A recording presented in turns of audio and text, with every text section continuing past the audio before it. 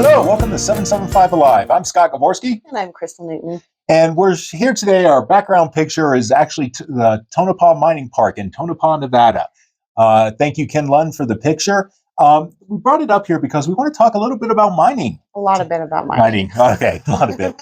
But Tonopah here, and this is in the 775, it's about 4.5 hours from everywhere in Nevada, in Nye County.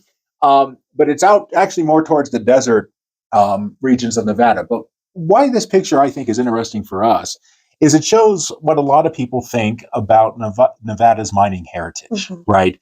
That it's ugly, that it leaves tailing piles, it leaves these mine heads. And that, in some ways, for us living out here in the rural Nevada, really sort of undermines what we see about mining and its importance to the state generally. Yeah, there's an entire culture built around mining. The state was started with the mining industry, and it continues through to today. It's increasingly becoming a major source of national security for individual countries. So it was important 200 years ago, and it's even more important now. And there's not a lot of industries that you can say that. It's a very special and unique industry. And the people, in my opinion, the miners are an incredible people. And the things they have to endure, it's a much better industry now, but man, they're tough people, and they're very proud of what they do, and they're proud of their lineage. And so we really want to dive deep on mining and all the issues that come with it, and all the great things that come with it. I'm actually very excited about the future of rural Nevada, and I'll get into that a little bit more later. But we're about to take off. Oh, yeah. And I think this is, and of course, talking about history, Nevada, battle-born state. It's one of two states founded during the Civil War, joined the Union during the Civil War. Nevada, interestingly, is able to join the Union despite not having the required population in the Constitution. That's right. But part of that is because the Union desperately needs the silver bullion that's starting to come out of Nevada to help pay for the cost of the Civil War. Finish that war. Right. Get her done. Get her done. Thank you, Nevada. And, a few years after the end of the Civil War, we have the Comstock lode discovered in Virginia City. And from there, mining really, really takes off. Now, where we are, right, silver mining still takes place, although it's not the most common type. We also do have copper mines in places like Ely. But our region up here, again, Crystal's over in Humboldt County, I'm in Elko County, are really dominated by gold mining. Yeah, gold. And it really kind of depends on the price. And right now, gold's at an all-time high, so all the mines are at max capacity. And for the longest time, that's been a struggle for this region, that kind of boom and bust, boom and plateau. And where that comes from, when I bought my house, my realtor got on me when I said boom and bust cycle, because mining is cyclic. And he's like, no, it's boom and plateau, boom and plateau. Nobody likes a bust. Nobody likes a bust. But this is an interesting aspect of it, is that mining creates, it is a cyclic industry in a way that, say, coal mining wasn't. Right. Yeah. My mom grew up in the coal mining camps of West Virginia. Right. And it's a different type of mining than we saw back east as well. Not only is it cyclic, but it's open pit, and it creates some problems. But we also have a new set of mining possibilities coming on board, which is what's got you excited.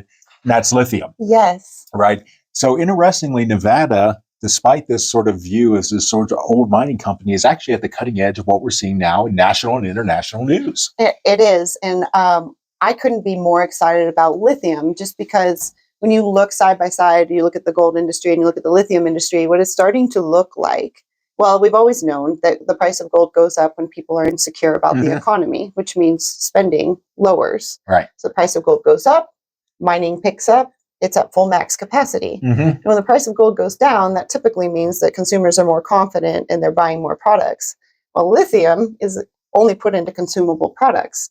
So what we're really starting to see here is that when the economy is doing poorly, the gold mines will ratchet up. And when the economy is doing great and people are spending, the lithium mines will ratchet up and hopefully do a lot to balance out the economy of Northern Nevada, which would be awesome.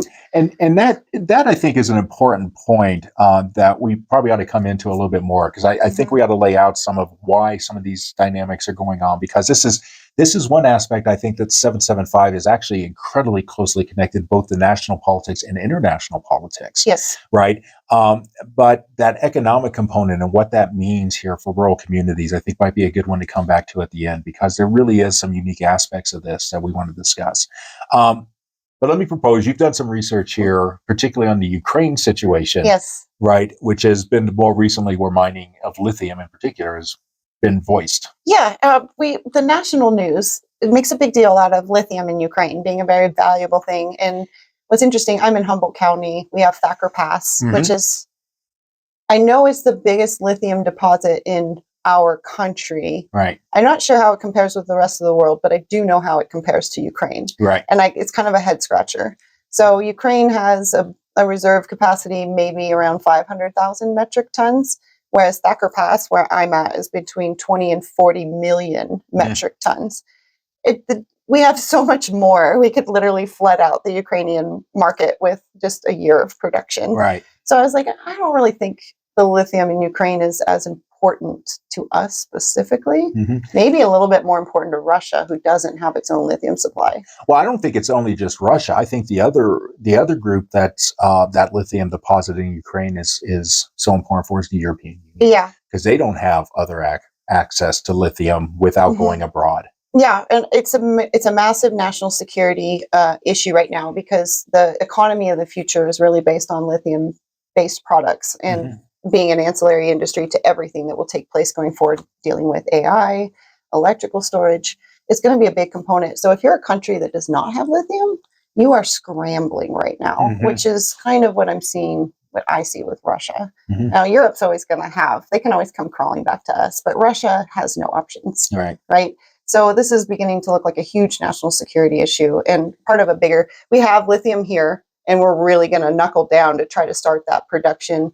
And that's going to be alongside of a lot of other industries right now, where we're trying to reinvigorate manufacturing in some of these sectors, mostly to make us more secure. Right. We want to balance our budget and balance out our economy, but we also want to be able to have our own stuff, so we don't have to order from our enemies. Right. Yeah. And Nevada right now mines a good bit of U.S.'s lithium. Right, Yeah. the Silver Peak mine down in Nye County as well. We also have Armagosa Valley, some of the water-based lithium, right? So we're actually in a good position for this. And I think the most surprising thing in some of the lithium is how similar it is to gold mining. Yeah. Right. Which is interesting. So, one of the things to bear in mind is when we're talking about sort of modern mining, right? This isn't people going down in the holes in the ground, nor is it, we have some of that, but nor is it the pictures you had in the 19th century, the hydraulic mining, where they're over at the Comstock Road using water to blast off the side. It is open pit mining, though, which makes a lot of people very uncomfortable because they think that, it's unattractive when it's built. We've had some arguments over where you think it is attractive or not. But these facilities are glorious. Okay. I'm telling you, as a system designer, these things are fantastic. I agree from the system design point. Open pit, it's bad branding. Right. Well, call it the magical pit mine. Well, that sounds great. It's an interesting rebranding opportunity.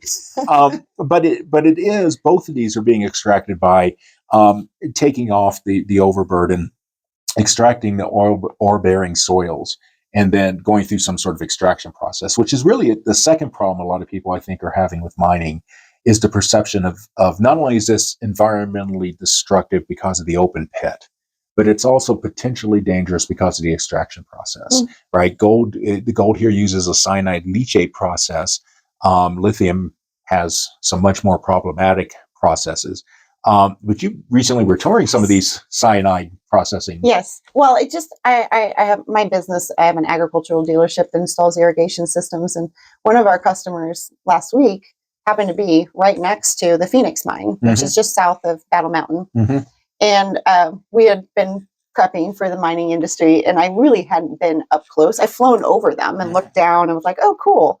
But never actually understood the containment system. And I got to get up close and personal with them. And I design water systems, and we do use pond liner for our stuff. And I have a fairly decent understanding of how these things work.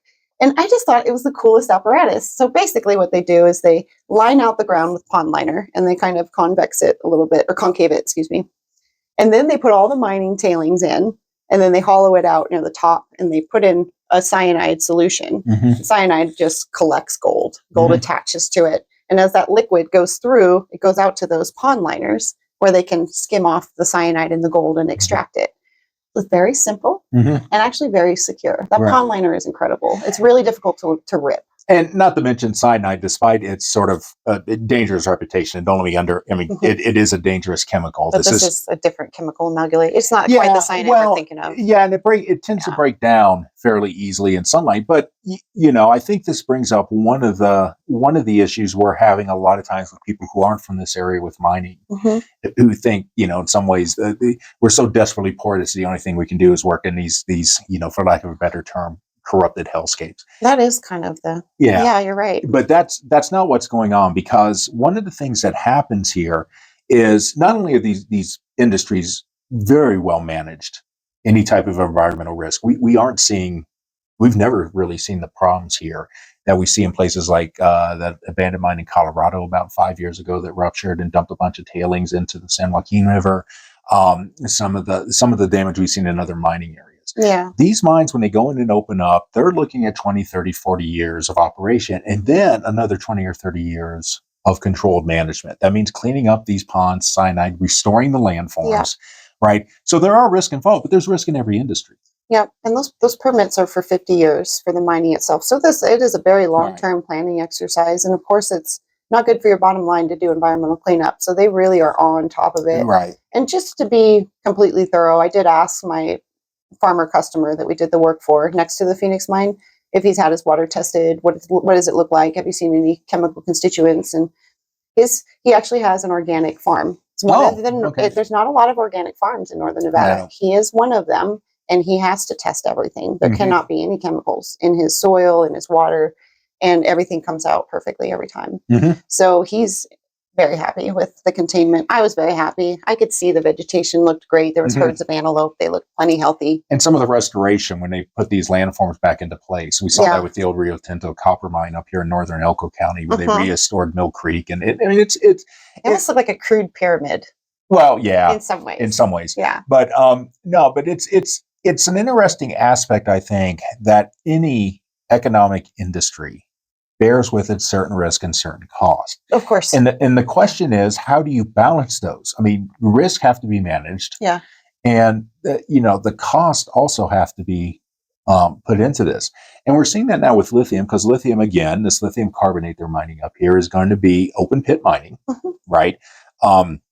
So it raises a lot of the same ecological questions that we have. And these permitting processes, you talk about a 50-year permit for mining, although it's really dependent on the lifespan.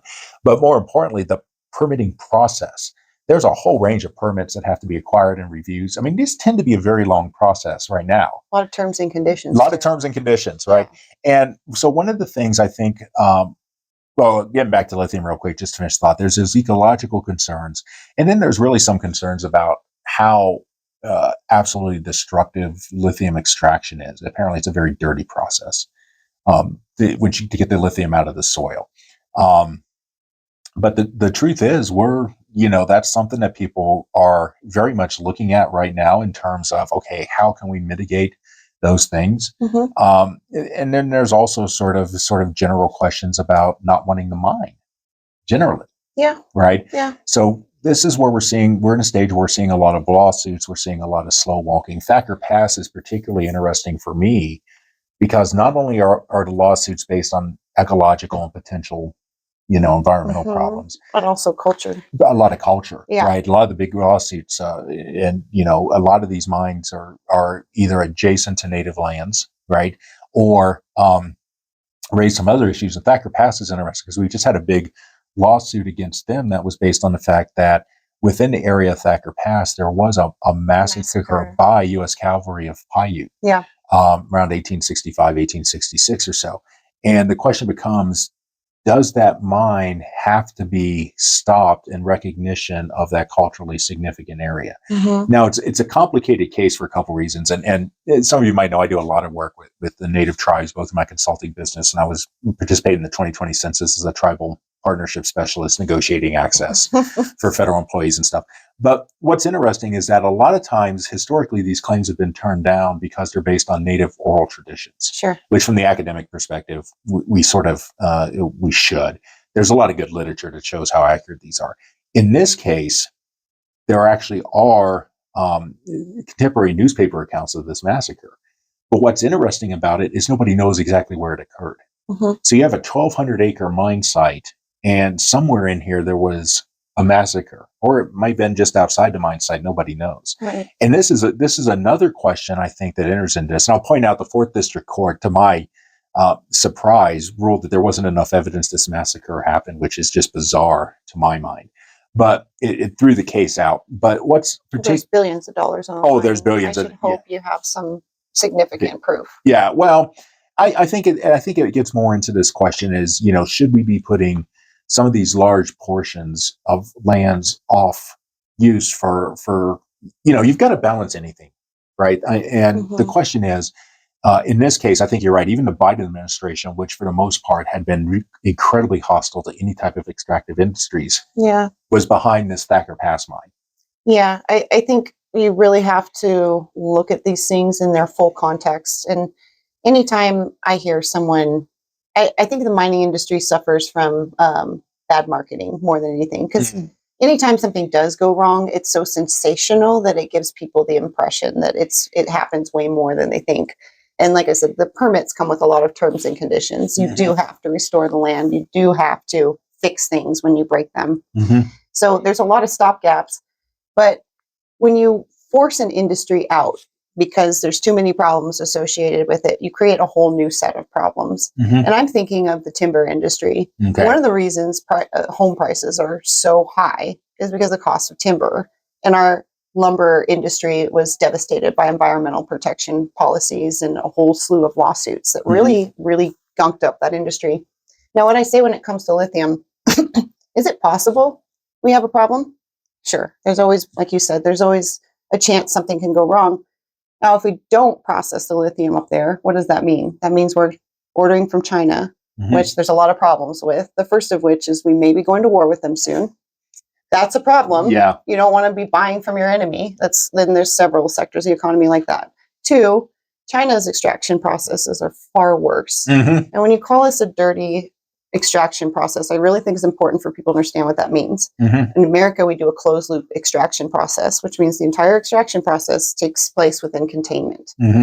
China does their initial extraction and then dumps everything into the river. It's the cheapest way to do it. Right. And they don't have an EPA to tell them no. So shutting down this mine actually makes the world a dirtier, less safe place. So I wish that these conversations would take place in the larger context. If not this mine, then what? Right. And that's what I was saying with the tariffs. Like, everyone's afraid of the tariffs. If not the tariff, then what? Well, and bringing this back to tariffs, I think brings up an interesting point about this. So, Thacker Pass, of course, we've got here in Elko County a big lithium project that's getting ready to start. In Elko? Oh yeah, 93 is just south of Jackpot. You guys getting competitive with us? We've always been competitive with you. Yeah, this is the neighboring county problem, right? We have the big lithium deposit. You do have a big one. Imagine they're just green with envy. Right. But there's also I think there's also an issue of, from a perspective of people who don't live out here in the mining areas, mine country, that there is that mining is not a stable economic base. And in fact, the term that's sort of become popular now among at least the biggest newspapers is narrow economies. That we have narrow economies that are based on. I hate that terminology. And they tend to mean that it's just not diversified, right? It's based on one industry, which has been the traditional sort of problem that, like the USDA and others, identify with rural America, right? The town's dependent on the one plant. That plant closes, it closes down the town. And if you look in some ways at the counties, I think they do have a point. So if we look at entertainment's a narrow economy, I could throw that back on Las Vegas. Say, hey, what if every consumer could no longer afford to go out and consume entertainment? What if that situation happens? Vegas would shut down. Well, and it did in 2008, 2009, 2010 during the recession. It did in 2020 in the pandemic. Yeah. Right. And this gets an interesting, I think, an interesting point for this, in that if you look at the numbers of like Nevada's GDP, right? We'll look at the county GDPs here in a minute. But if you look at Nevada's GDP, mining revenue supposedly represents, that the state captures, represents about 5%, right? Which is much less than is represented by entertainment. Yeah. Right. But part of that is because we have a peculiarity in the Nevada Constitution, which is that since 1864, Nevada hasn't been able to tax mining companies directly. Yeah. Now, that's not saying that the mines don't give anything. Oh, they give a lot. They give a lot, but it's through, the main way is through what's known as, the name just skips me. Let me get my notes out here. Well, I did want to talk and add to what you're saying. There's a very fundamental difference between the entertainment industry and the mining industry, right? And that's, I mean, when you look at mining, it's a raw material. It's not generally sold to the end user, which is typically where states put their tax on. Oh, that's an interesting point. Entertainment is almost entirely sold directly to the consumer. So the state has all sorts of abilities to slap taxes on it and collect revenue. Right. So it's just a fundamental difference between those industries that have kind of left rural Nevada, and it's always rural Nevada that services these mines. There are no mines in cities, folks, and it's only rural communities that can service these places.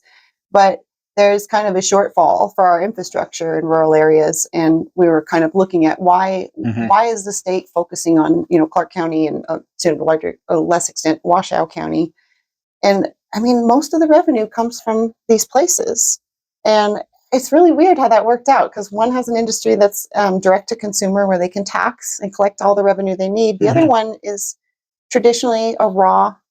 You sell to the middleman who processes and sells to another guy who sells to the end consumer, where the tax finally gets.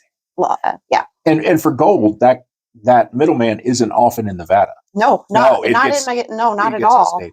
Net proceeds was what I was trying to remember. Although USA Parkway is starting to build to that end user product coming from mining. Yeah, they can make batteries that can be sold. Yeah. We can start to collect revenue. But that's where the problem, I think. Yeah, before we get into that, because I think that's an interesting argument that's coming out about lithium. But I want to stick on this revenue issue, because I think it really is one of the core problems with how people see mining in the state and its role in the 775. Yeah. So again, what we're talking about here is the state, and I don't mean the state of Nevada, how it's able to capture a portion of that revenue, right? Yeah. A lot of the mine money is actually captured at the county level through this net proceeds tax, as well as property taxes. And I'm talking about direct mining, right? We'll get into payroll and stuff like that. And not nearly enough. It might not nearly be enough, but there's also the question, I think, and this is something we might explore. There's also choices that counties make on how to use those net proceeds tax. But that being said, there's also this voluntary tax payment called the mine education tax, which ironically is about half of that goes to the urban environments. But again, it's not seen as being captured by the state as a proceed of mining, right? So you have this perception that if you're, I think sometimes in places like Vegas, outside the environmental destruction and other stuff, you're looking at an industry that somehow unshadily, or shadily, I guess in this case, is avoiding state taxes, and only seems to represent about 5% of GDP. But what that's hiding is that a lot of the revenue from mining is actually being captured at the local level. And it's immensely important to these rural communities. So, Humboldt County's almost, I think you guys, 48-49% of your GDP is from mining. Pershing, White Pine, Esmeralda, Lincoln, Eureka. I mean, all these counties that are around us. Esmeralda's a little farther south, but they're over 50% of their gross domestic product comes from mining, which is huge. No, I didn't mention Elko. It's huge in terms of percentage, but the numbers themselves are not huge. Remember when you were showing me the breakdown? Right. There was that number of $155 million for infrastructure spending among all the rural counties. And we were looking at White Pine County, and to replace that one school building was $90 million. If your total revenue is $155, like, you can't get much done with that. Yeah, let's break that down, because I think that's an interesting thing. And let's put this chart. This came from the Nevada Mining Association's most recent. Because, that's the one. Yeah. That $155 million you're talking about is the net proceeds tax. I think what you want to be talking about here is this almost 70 or a little over $75 million for the mining education tax. But remember, half of that gets divided down into the urban environments. Only half of it, right? Really about 37 million is available here for the rural counties. And you're right. You have a rural county that needs a school, and that isn't going to pay for it. Not to mention, probably most of it's already going to labor within the school system and routine matters. Yeah. The question becomes, and apparently, again, we're having this dispute now in the legislature about the White Pine County middle and elementary schools. which is this $90 million school. But apparently at one point, the White Pine County school superintendent was told by somebody, he doesn't name him in the newspaper article, that why don't you just have the mines build your school? Yeah. And it's sort of like, well, this totally misses the point about how all of this is actually being collected. Now, the question about how much the mines should pay, that's probably a bigger one. We probably ought to get a guest and explore that a little bit more in depth. But I think that the key takeaway is if you're in an urban environment and thinking these mining companies aren't paying, and are sort of skating, I think they're totally missing the point, right? That there is a lot of money coming from mines, but, the mines aren't the end all be all, and they don't have bottomless coffers. Well, I wonder how someone in Las Vegas would feel if we somehow were in charge of the state funds and said, we don't want to build one of your schools. Why don't you go ask one of the casinos to build it for you? Right. Like, excuse me. Yeah. That's not the job of the casino today, right? Right. And I think the one thing you always bring up that really resonates with me is there's kind of this prevailing attitude that the rurals are dying and there's no need to invest into the infrastructure. There's no need to support these communities. The mine will keep them alive until they die. Right. Or until the price of gold drops so much that they pull out. Well, it's such an important conversation that I think people are not having, that they don't understand. And it's a very critical point because right now, under the Trump administration, we have a ton of dollars coming in to reinvigorate manufacturing and things like mining. They're opening up all sorts of loans to help this get going. They consider this a national security issue. Right. So the Defense Department is getting involved in helping the mining industry.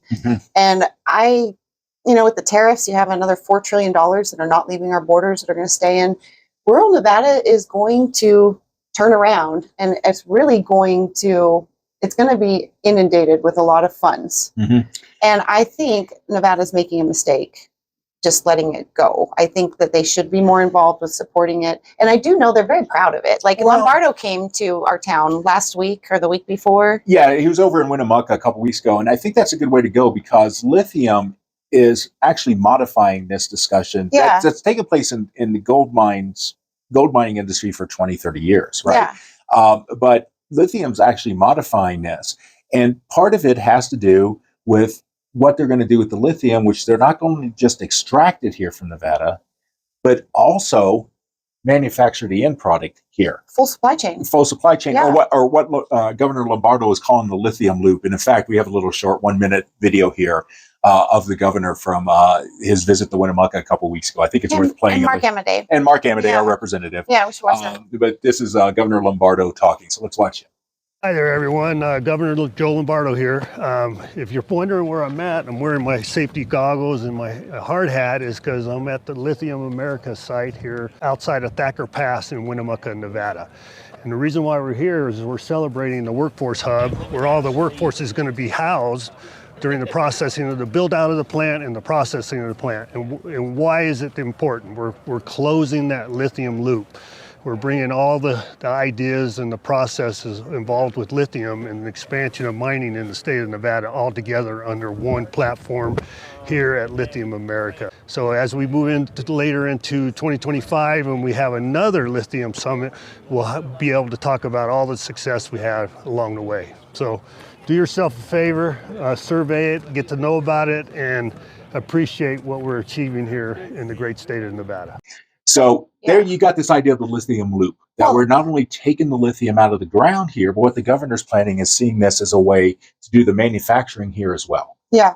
And you see a lot of enthusiasm for the mining industry in bringing this new sector up, especially from the leaders in the state. But you have a legislature that is following the other track you were talking about, which is mining is dying. Let it die. Let's not put any money that we don't need to put into it.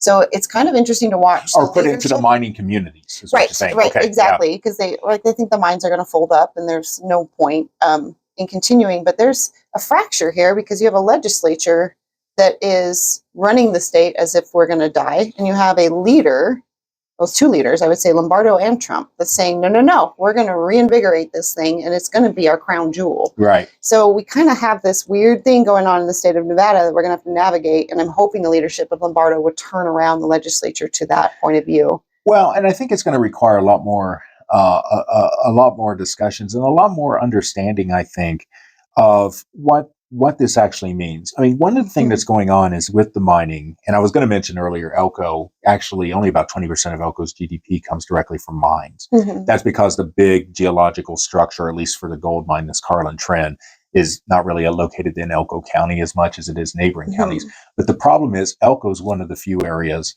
that has the housing, the retail, the healthcare, the Ancillary. water supplies. Yeah. So we have the miners Heavy equipment And- and rail spurs and all sorts of things. Yeah. that you need here, and it's in Elko. So Elko, even though if you just look at the raw numbers, isn't heavily dependent on mining. This is a mining town, Yeah. and they're very self-conscious about this, and have been since the 60s and 70s, really when the Carlin Trend gold mines start getting exploited heavily. Yeah. But at the same time, that's still a narrow economy, right? You're subject to you're subject to this boom and plateau, but this is where lithium seems to be potentially different, Yes. right? So even if it's cyclic, it moves opposite to gold. So the gold mining here, right now, gold is over $3,000 an ounce, highest it's ever been. But if it drops below a certain level, what tends to happen is the mining companies will spool down the mines here and redeploy to other areas, normally where labor's cheaper, Yeah. and mine the gold there, right? And then when it goes back up, they'll bring these back into production. But the fact that you have these two industries that might be moving, right? And it's absolutely fascinating. If you look at futures index, gold has grown over 30% year on year. Yeah. Since February 2024, I think, to February 2025. Lithium has dropped almost 30%. I mean, they're almost parallel. Absolutely. And They are a dream side by side because they have the same employees, they have the same skill sets, the same equipment. Everything's the same. It's easily interchangeable. So I'm so excited about the future of Northern Nevada. And then you add a manufacturing capability within the state to support the urban areas. You might find that a lot of this discussion is going to be shifting. Yeah. Now, there still are these problems. One of the things we've seen in the last week, we've talked about how extensive the permitting process is to get a mine open. Yes. 5, 6, 7 years at a basis. In some cases, it goes up to 20.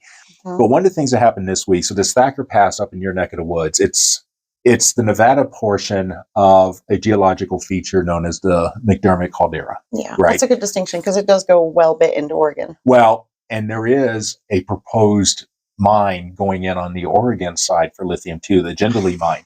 And just this week, the BLM is asking for feedback under some new Trump administration orders where they've limited the period for public comment. Do you think Oregon would actually allow a lithium mine? It's going to be interesting. It's going to be interesting to see how that plays out because I think this is going to be really one of the first tests. Oregon was one of the worst for environmental snags. Well, state, mostly for lumber from what we've seen, but man, anything related to environment, and they kind of. Well, and what's interesting is the Trump administration is only allowing a 5-day public comment period, right? Which is, some people might argue, I think with justification, okay, we probably don't need a 90-day public commitment, but 5-day, where you announce it on a Thursday and going to close it on a Monday, but it does show an interesting example, I think, that we're seeing at the national stage in both the Biden and Trump administrations realizing the importance of this lithium mining and how that's going to impact rural Nevada. Right. In fact, we just had a recent article. In fact, you got it in front of you, right? Professor Gary Hannington here at in Elko. I worked with him at Great Basin College when I was teaching there.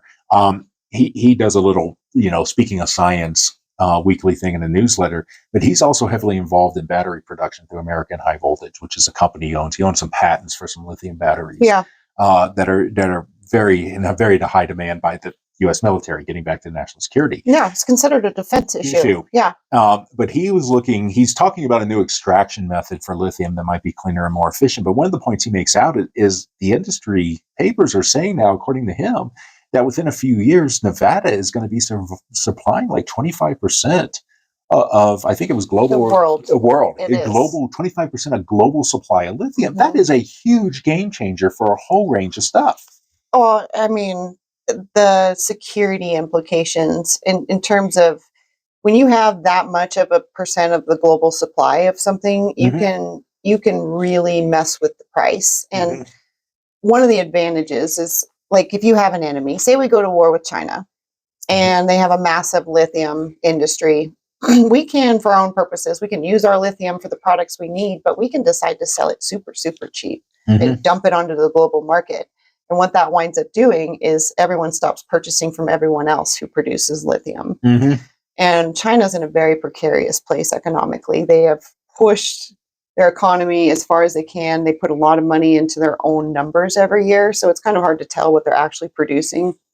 But the only way that kind of strategy works is if you keep up with it and you have no drawbacks. So the housing markets keeps going up, the employment sector keeps going up, everything keeps going in an upward trajectory. The moment anything falls, the whole thing can collapse. So and these are interesting things to think about, because I mean, we've got to think about lithium from a Nevada perspective, from a US perspective, but internationally, like 25% of the market. Yeah. We could, that seemed like a more powerful leveraging tool than a tariff even. Right. And I think this is, and again, and you saw this with oil a while back, just how disruptive the price of oil can be to the global outlay. So I don't know. You probably know more about the oil crisis. Yeah. That's probably a whole nother discussion though. Yeah. But in terms of just when you have that much control of a market, you really can control the whole world. Right. If it's an important commodity. Right. So that's kind of exciting. Not to mention it sidesteps. I mean, because again, one of the things we're looking at, and gold mining is a good example, because one of the problems that's bedeviling a lot of, I think, policy in the state of Nevada concerning rural areas has been that we had a big spike up in gold production, of course, around 2008. We have a global recession, right? So they spool back up. And there was a lot of assumption, okay, by the time stuff restores in 2012, 2013, gold will go back down. Well, and I moved here to Elko in 2012. So there was a lot of talk about this with the boom and plateau because people think it was disappearing. But then it doesn't quite go back down. It does go down a little while, and there's a couple up and downs, and then it spikes again with COVID. Right. But and then now. But the key thing is we're still riding what's now almost a 15 or more than a 15-year gold boom. Yeah. Right. And in that time, Elko is developing, I mean, there are industries related to the gold mine, but there are industries that have more staying power, right? Water testing and stuff that you'll need outside of gold, or this infrastructure is going to be needed for lithium. So this is becoming a game changer for these counties that aren't just looking at mining as an extractive process, but really something that could potentially be a stable, long-term, in a sense, diversified, or shall we say, non-narrow economy, right? That can really help them in the future. So, in a weird way, these are really exciting times to be dealing with mining. It really is. And I really think it's a boost that I'm already in love with the 775 and the work ethic and the culture and the accountability that's involved. I love it as a way of life. And one thing that's really bothered me is they really don't have much of a support system. I think a lot of it is kind of left over from this general decline in America of manufacturing and blue collar jobs, and just all the support systems have been taken away. And I would love to see the spotlight put on these people. They need the support from the government. They are the heroes of the next 10 years. And I can't wait for them to be supported. Yeah. They should have been supported for a while now. Yeah, and I don't think it's so much the need to support for government, but really the recognition that they're not dying and have a key place. Oh, right? That the future might not be all urban. At least let's make our schools disabled capable. I mean, you know what I mean? Yeah, that's a good example of that. So, but I think this mining thing is interesting. There's a lot of interesting dimensions, and I think one thing we probably want to do is if you are interested in the mining industry, and want to chat with us or correct us if we got anything wrong, or even if you oppose mining, I think we'd like to talk to you and have that voice as well.